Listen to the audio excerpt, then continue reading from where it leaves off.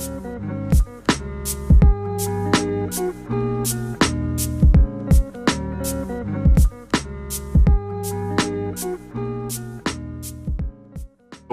Scott Myers, and I'm a high school teacher here at Lathrop High School, and I'm also the program lead for the Be.Next Game Design Academy. So Be.Next is a dependent charter school that Manteca Unified started 4 years ago, and we are a charter school that does full college prep classes with a focus on game design, art, and academics, all kind of geared towards students interested in a career in game design or art. The reason I chose the video games as a topic for this charter school is game design is really such a broad subject area, and you can integrate it into all your other subject areas. And so with game design, we can do our fine art, our programming covers a lot of math. The students get some math credit for the programming classes. And in English, we're able to do writing and reading. Our students actually read more novels than a regular class. But we read science fiction, fantasy, and the students are more engaged. They're reading stuff that they want to read.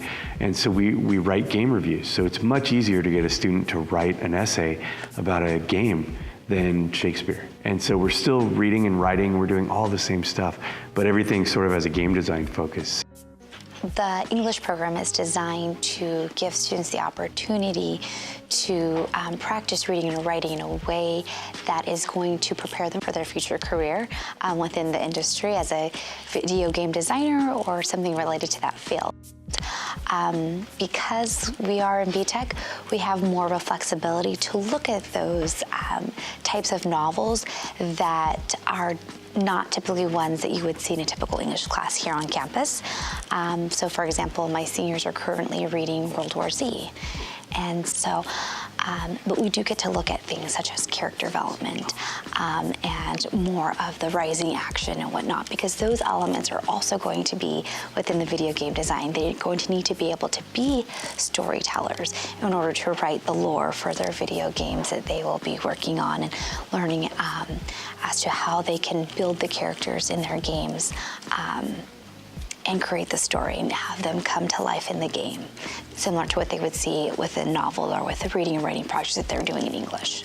So the video game design process is pretty complicated. And there's a lot more to it than the finished box that you buy at the store. So our process starts pretty much, I've modeled it after the way the professional studios do. We brainstorm up an idea and we kind of come up with the basics of what's the game, what's the player's motivation, and then mechanics. So we have those three kind of core areas. We need a story, we need the mechanics, and kind of what's motivating the player.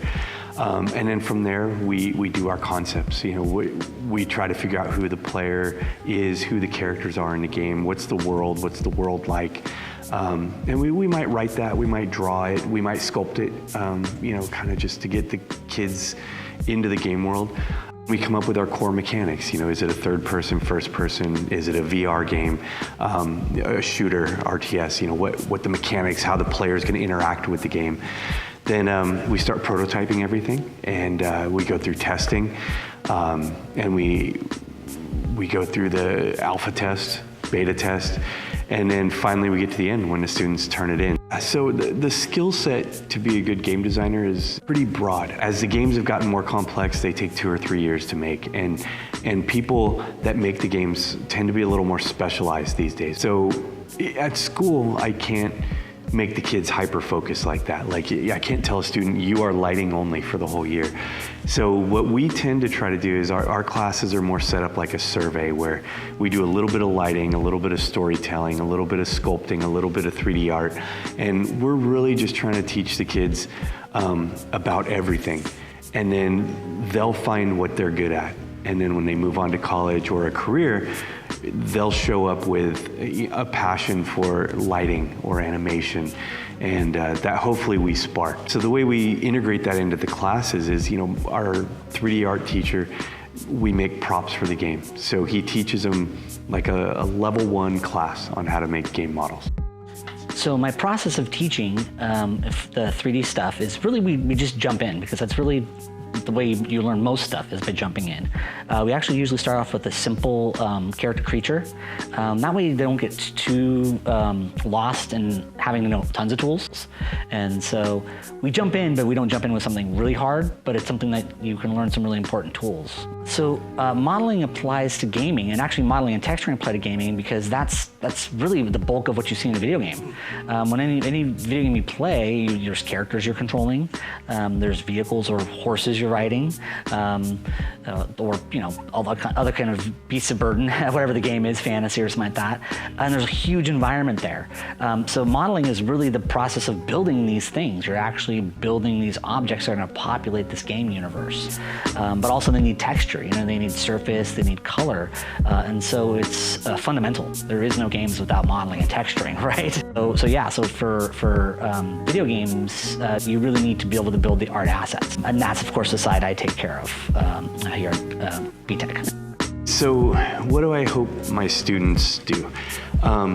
Ideally, I would love it if my students went on to become professional game developers, release a AAA title, make me a boss in the game or something. I mean, that's where I hope eventually, some of my students make it.